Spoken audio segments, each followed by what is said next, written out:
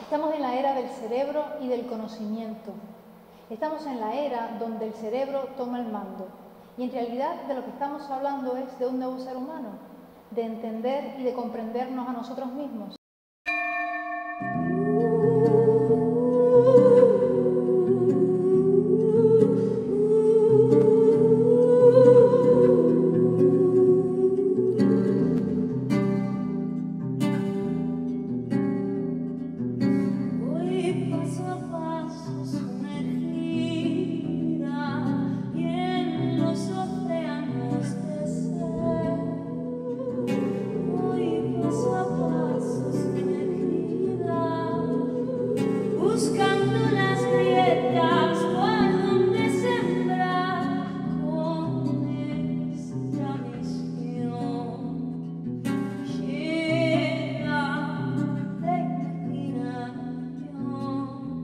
Estamos con Alexia de la Morena, que en realidad ella se autodefine como una investigadora experimental. Así que investiga sobre neurociencia, combina la neurociencia con la psicología, eso que llamamos neuropsicología, investiga sobre neuromarketing, marketing sensorial o multisensorial, en fin, una infinidad de composiciones y conjunciones muy interesantes y muy pertinentes pues, para la nueva era en la que estamos. Explícanos un poco por qué la neurociencia. Las neurociencias, digamos, el auge comienza a partir de la década de los 80. Primero se aplica en la neurociencia clínica, ¿no?, a través de las resonancias magnéticas, y poco a poco se dan cuenta que es una disciplina avanzada que permite un montón de investigaciones. Entonces, digamos que el neuromarketing se hace famoso hace 10 años, también gracias a un mercadólogo, ¿no?, que se encarga de hacer varios estudios con una neurocientífica que se llama Gemma Calvert, que es británica, y dan a conocer a través de un libro que se ha hecho muy famoso, es un bestseller en el mundo de la neurociencia aplicada al marketing, que se llama Biology. Explica por qué las cajetillas de tabaco no tienen ninguna efectividad de cara a los fumadores, que realmente lo que hace es demostrar que existe la ceguera del fumador, es decir, no se leen los claims, ¿no?, los letreros de fumar mata o puedes tener cáncer. Al revés, lo que hace la percepción visual es totalmente negar eso, y lo que nos genera es muchísima más ansiedad. Entonces necesitamos fumar cada vez más, y él demostró eso.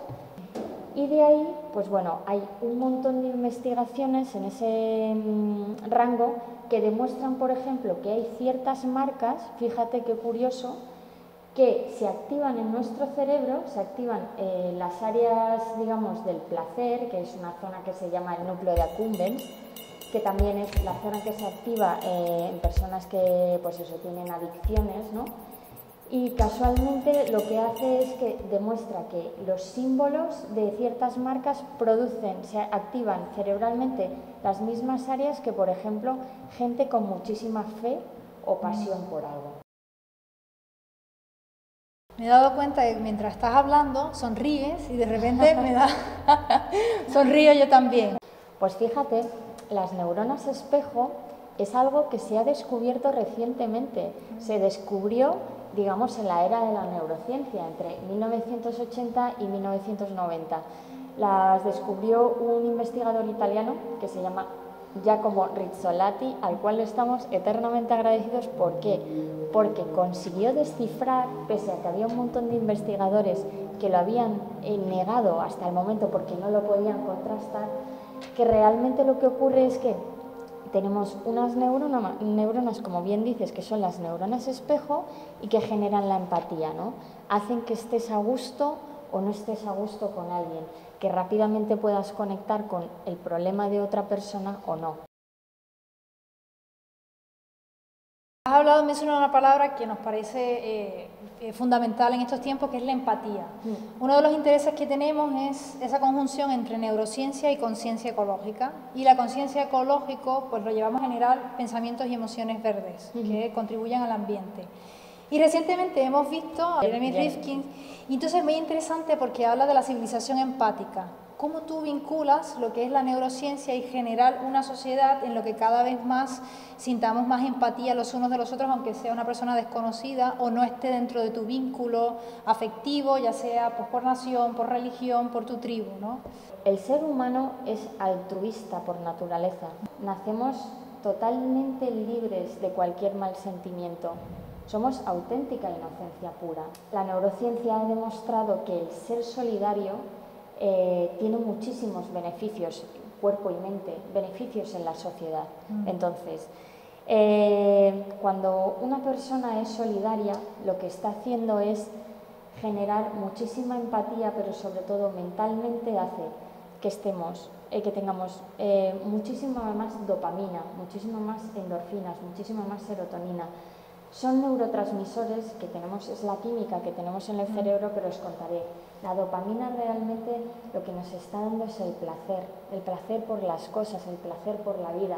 La serotonina realmente lo que hace es generarnos la felicidad, aumentarnos ese estado de ánimo. Las endorfinas, como todos sabemos, se dice que también, pues eso, nos dan la energía, ¿no? el activarnos, la felicidad, y también pues la noradrenalina nos hace tener muchísimo más energía. Entonces, se han hecho experimentos que demuestran, por ejemplo, que cuando la gente es solidaria, tiene muchísimo mejor estado de ánimo, no tiene estrés. El ser humano es bondadoso por naturaleza, pero eso sí, habría que averiguar en qué punto hace que de repente no tenga esa trascendencia altruista y de repente ¿por qué? Quisiera que abundaras sobre, primero, cómo aprendemos y un sistema educativo basado en los conocimientos del cerebro, cómo ayuda realmente a entrenar la creatividad. Bueno, pues es impresionante, pero solo en nuestro cerebro tenemos más neuronas que estrellas en el firmamento. Imaginaros nuestra capacidad neuronal que tenemos, y lo mejor de todo es que esas neuronas se regeneran a lo largo de la vida. Ya sabes que muchas veces hay el mito de no, es que llega ya una edad que ya no regeneramos celularmente. Es mentira. Durante toda la vida vamos y podemos seguir aprendiendo. Eso sí, es una capacidad que hay que entrenarla. Si no la entrenas durante mucho tiempo, se pierde, y eso hace también que puedas tener mayores riesgos de Alzheimer, Parkinson y demencia senil, porque hay que tener esa reserva cognitiva. Entonces, nuestra capacidad para aprender es totalmente, por supuesto, innata y plástica. Esto significa que la tenemos como especie y es plástica porque cada vez que aprendemos nuevas cosas podemos seguir aprendiendo. El aprendizaje, como mejor se consigue, es a través de la motivación. ¿Cómo se motiva a alguien? Pues a través de que esa persona esté cómoda, esa persona realmente le guste lo que está haciendo. ¿Qué ocurre en este sistema educativo? Es que no todos tenemos las mismas capacidades, no todos tenemos las mismas habilidades. ¿Por qué siempre las asignaturas han sido fijas? ¿Por qué personas que han suspendido algunas asignaturas luego se han convertido en genios brillantes? Tenemos 1000 casos. Es el verdadero desafío del siglo XXI. Esperemos que con el paso del tiempo sí se consigan mejoras. ¿Qué ocurre? Que igual que otras culturas, como por ejemplo es la americana u otros países europeos, que apuestan más por lo que es la creatividad o la trayectoria divergente, es decir, muchas ideas para llegar a una, se hace todo lo contrario. Tenemos un sistema a día de hoy que está muy rígido y pese a que está también en constante evolución y veremos cambios, siempre se obliga a estudiar una materia y se tiene que estudiar así y solamente hay una solución posible.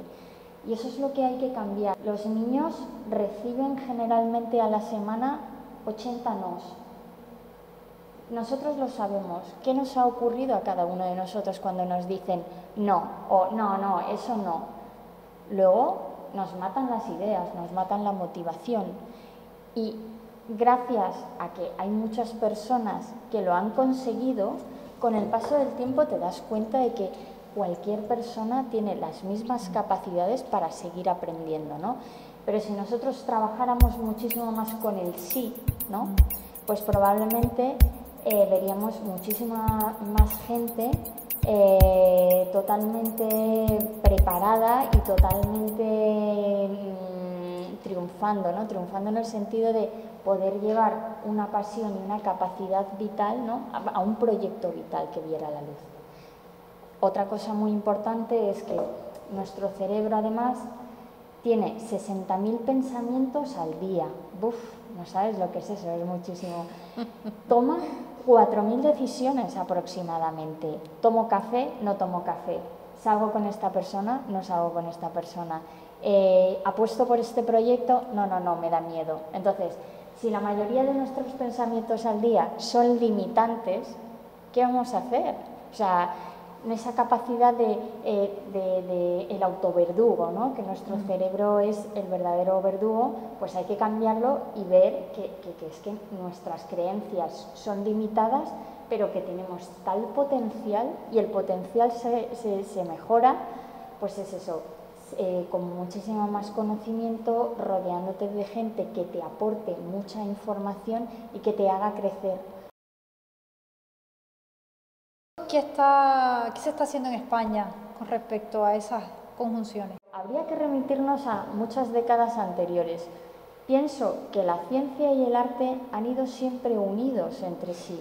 Sin embargo, digamos que en las artes escénicas que se han conocido, digamos, en un público masivo, no las experimentales, digamos que estaban totalmente aisladas. Aquí en España ya tenemos un teatro que es el Teatro de Vil, que está en Madrid, por ejemplo, y el Teatro del Aire, que es un teatro sensorial que se dedica exactamente a utilizar los 5 sentidos, porque como seres humanos nosotros experimentamos a través de nuestros sentidos, ¿no? Es como recibimos la información del mundo. Ellos, por ejemplo, en todos sus espectáculos utilizan la llamada a esos 5 sentidos, y cada vez es una tendencia que vamos a ver más.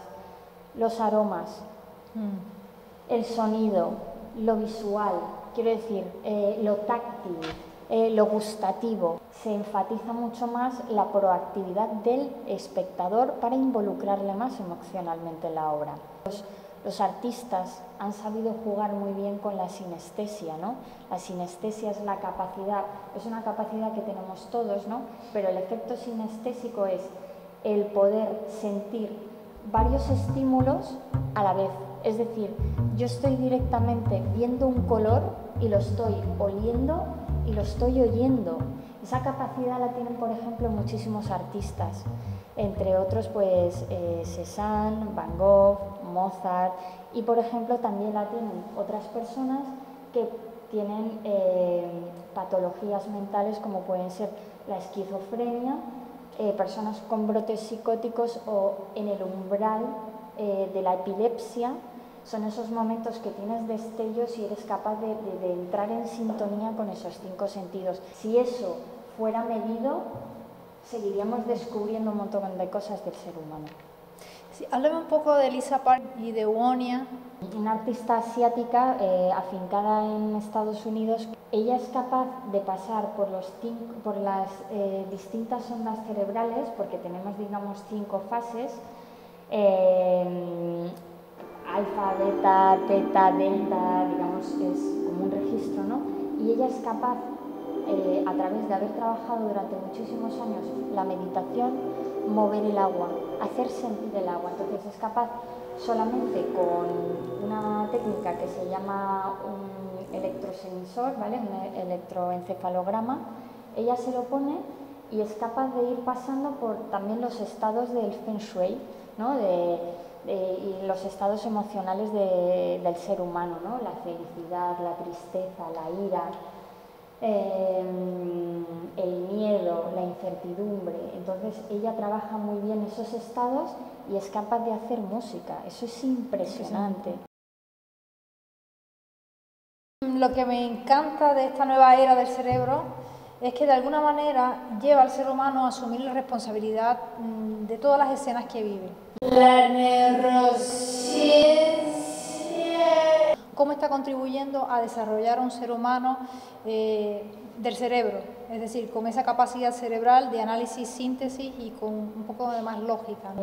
Está permitiendo que las personas tengamos un mayor autoconocimiento y sobre todo que trabajemos mucho con los autoengaños. Porque trabajas en un trabajo que no te guste y a lo mejor es porque realmente tienes que pagarte unas facturas, pero realmente es porque tienes un miedo atroz a cambiar. Te da miedo, ¿no?, la incertidumbre. Nos va a poder nutrir, sobre todo, para poder incluso ser mejores personas, ¿no? Probablemente pueda aportar grandes claves para evitar depresiones, para evitar problemas de desajustes afectivos, de que nos podamos entender más, pues, entre personas, ¿no?, que las relaciones humanas sean cosas muy complejas.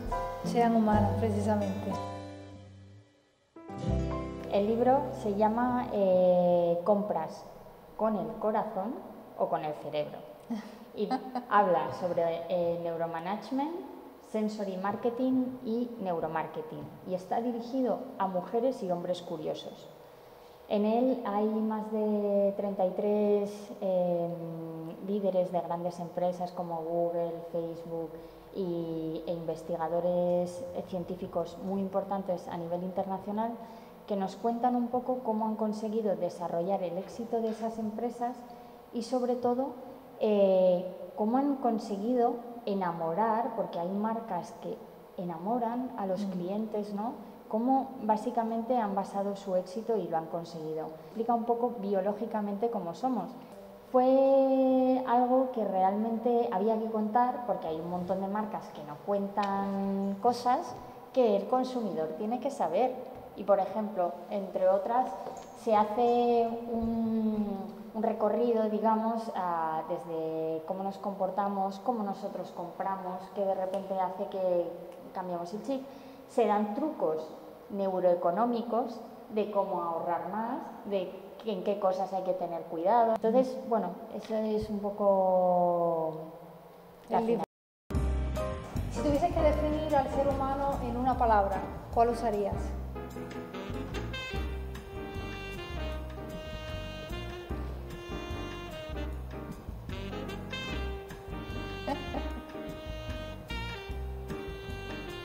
Irreverente. ¿Cómo imaginas los nuevos mañanas? Es decir, ¿cuál es o cuál será tu aportación a la humanidad, al ser humano? Pues me encantaría poder aportar, pues, conocimientos que nos permitieran, entre otras cosas, ser mejores personas, no limitarnos para seguir aportando a esta sociedad, porque entre todos, si todos nosotros colaboráramos, cooperáramos y compartiéramos el conocimiento, esto sería impresionante. Tendríamos una humanidad increíble. Y eso es en el fondo lo que queremos todos.